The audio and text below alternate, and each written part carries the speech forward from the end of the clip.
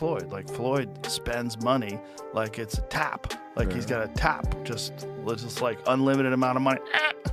Money's just flowing. And even as much money as he's made in his career, which he's probably made as much, if not more money than any boxer ever.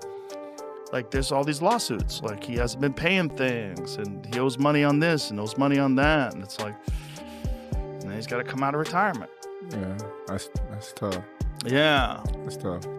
He have it, but he really don't have that spark like how he was when like he was in it. You know? Like him going back and like fighting and stuff like that. I think that shit fucked him up. Whatever could happen if the guy gets beat up by Manny Pacquiao, right? It creates a tough situation. I felt like that was the bigger story. But is Floyd broke? What a stupid question. Are you a stupid person? Of course he's broke. He's a boxer.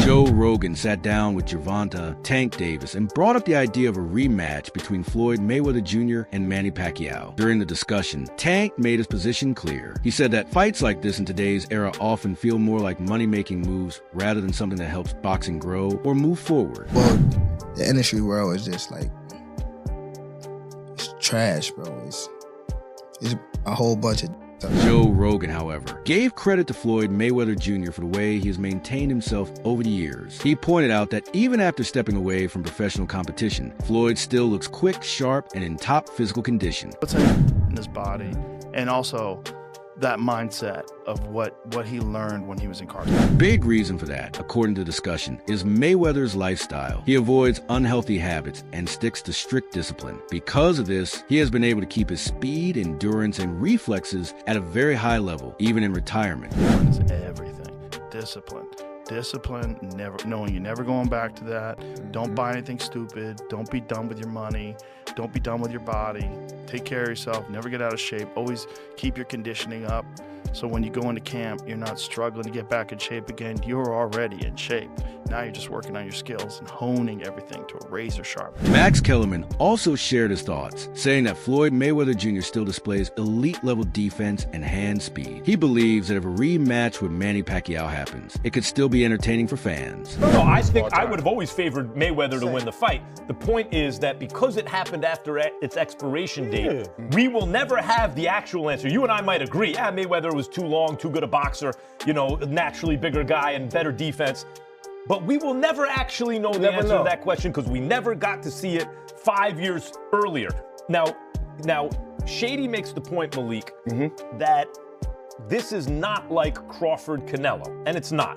But it's also not exactly like Jake Paul and Mike Tyson. It's nowhere near that stuff. So what is it? What are we, because Netflix doesn't seem to care if this is more of kind of a carnival or an exhibition, or if it's like the greatest, biggest fight in the world. What they're looking for are eyeballs, right? Where does this fall? Mayweather and Pacquiao on the most legitimate Crawford-Canelo side of the spectrum, or the kind of sideshow Jake Paul, Mike Tyson side? Gervonta Davis, though, continued to question the purpose of the fight. In his view, a second bout between Mayweather and Pacquiao would mostly be about generating money, rather than proving anything inside the ring. So that, he need the money. I'm telling you. Does he have a chance to win though? Top Rank ain't playing like that, and they ain't playing like that. So you don't see they ain't playing like that. Chael Sonnen offered a different perspective. He said the criticism doesn't really make sense because, at the end of the day, every professional works to earn money. In his opinion, Floyd Mayweather Jr. is simply continuing to do his job, since boxing has always been his profession. Why do you get up every day and go to work? Why are you going to your job next week? Why will you be at your job the week after that? Because you need the money. What's wrong with that? And why are we attempting to tease Floyd? Is Floyd Mayweather? Yes, he's broke. Of course he's broke. He's a boxer. Did they say he can't read? That's not to tease him. They say that he can't read. His best friend at the time said that he can't read, and he never denied it.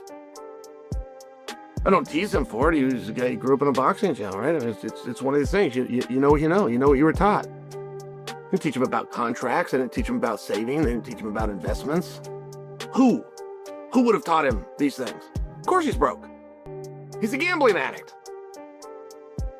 He's got baby mamas all over the place. What do you mean is he broke? Of course he's... Meanwhile, Manny Pacquiao has shared a more inspirational reason. He said that winning a rematch could motivate the younger generation. He wants to show upcoming fighters the importance of discipline, hard work, and ambition as they begin their careers in professional boxing. This is a very good inspiration for the young kids. Not only to all the boxers, but also to the people who have dream.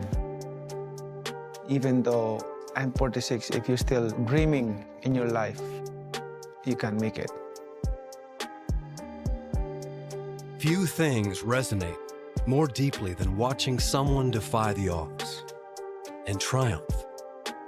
For many fans, and especially for Filipinos, Manny Pacquiao embodies hope, pride, and the possibility of rising above it all.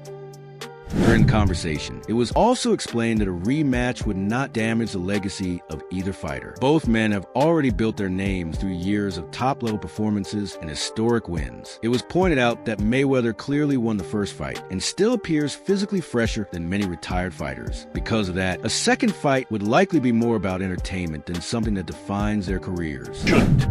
But if Pacquiao were to beat Floyd in this exhibition or fight or whatever they're going to call it, do you think it shouldn't? But do you think that affects either one of their legacies? Not at all. No, that's not we at talking all. about grandpa. Not true. We talking about grandfathers fighting each other. That's what we talking about. It's not. Come on, man. Wait. I said, it's the zero line. Little bit. No. I'm not saying it's a transformative thing, but to say it doesn't affect it at all is probably not right, and I'll tell you why. Because if Pacquiao should win, for example, there will be those who say, well, when Mayweather beat him the first time, they were both past their primes. Certainly Pacquiao, who had been destroyed by Marquez, right, knocked out, was not the world-beating terror. Yeah, and the rotator cuff, but he was a world-beating terror 5 years before that when he was running. At the same time, it was acknowledged that public opinion could still shift depending on the outcome. If one of them were to lose, some fans might go back and question the timing of their first fight. Critics could argue that both fighters were already past their prime when they originally met. Others might also remember Pacquiao's past knockout loss, which some believe affected him going into that bout. Even so, it was strongly emphasized that the history of both fighters is already secure. Their success across multiple weight divisions and their achievements cannot be undone by a late career fight. No matter what happens, their legendary status will remain. Also, Cotto and Hatton and beating them worse than Floyd was beating them, right? That's when we wanted to see the fight happens 5 years later. Right. Yeah. So people will point to that and say, and then when they were much older than that, but the first fight wasn't like... They both was in their prime. Yeah, and neither was it lopsided. It wasn't lopsided.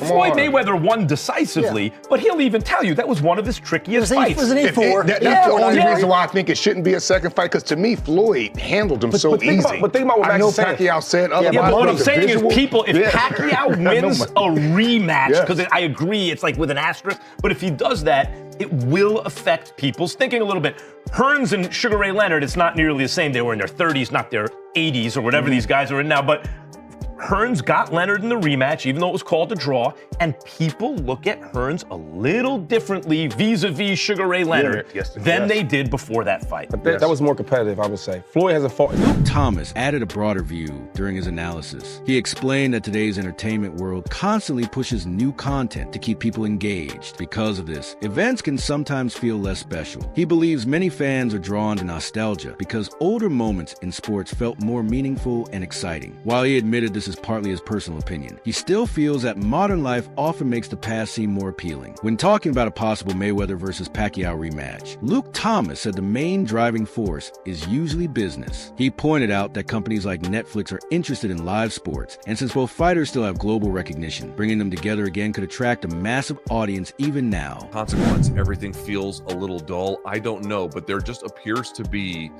a great need among the broader public for nostalgia and for a different time, because that time felt more alive and colorful. I don't have hard data to support this. This is very much an anecdotal observation, but I do think it is true. There is something off generally about modern life that is making the past more palatable than the present. But reason number 3 is the one I actually really want to focus in on. I asked earlier, why is this fight being made? And the answer is, on some level, relatively obvious. As I mentioned, they're broke, blah, blah, blah. But the other one is like, why is Netflix making this? Well, they want to get into the big live event business, and Floyd still has some popularity, Manny still has some popularity, and then together they might be bigger than the sum of their parts individually, certainly at this point. Luke Thomas also spoke about how streaming has changed boxing. In the past, fans had to pay high pay-per-view prices to watch big fights. For example, the original Mayweather versus Pacquiao fight in 2015 cost around $100, which made it difficult for many people to watch. Now, with platforms like Netflix, millions of subscribers can view events without paying extra because it's easier to access. Promoters may focus more on big names instead of competitive matchups. He gave examples like Jake Paul versus Mike Tyson, where large numbers of viewers tuned in even though the fight faced criticism for its quality. This raises questions about whether streaming is helping boxing improve or simply creating events that attract attention without delivering the competition fans expect. This fight were on pay-per-view. I don't know if it would get made. I mean, in the end, it might. It might actually get made because these guys need money. There might be enough people who buy it to kind of make it work, or to, at a bare minimum, get an investor to put the money up. They lose their money, but some effort at making it is possible. But that would be a much harder slog. This fight doesn't have that problem. You don't have to pay for pay-per-view. Yes, you have to have a Netflix subscription, but a lot of people do.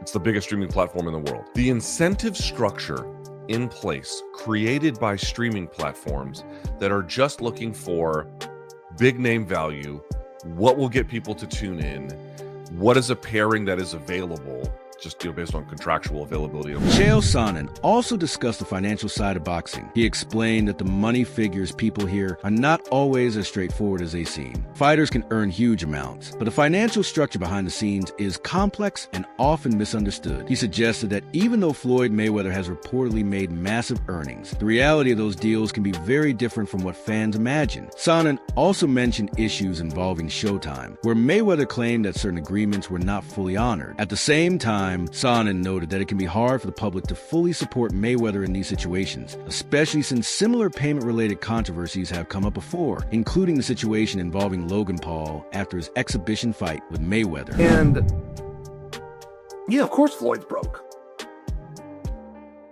Would you be boxing if you weren't? And it's very tough to be sympathetic to Floyd. So Floyd is arguing that he was robbed by Showtime. That he had a deal that Showtime didn't argue. He's arguing this. And who's making that argument and where that goes? I'm just sharing, like, in public opinion, it's very hard to be sympathetic towards Floyd when Floyd, as a promoter, stiffed Logan Paul. Like, to argue this guy in boxing cheated me and I trusted him, when it's being argued that you, who were the trusted one, cheated another guy. It's very tough. And by the way, there's also headlines out there. Floyd Mayweather owes Logan Paul $1.3 million. No, he doesn't. Just to clear that up, no, he doesn't.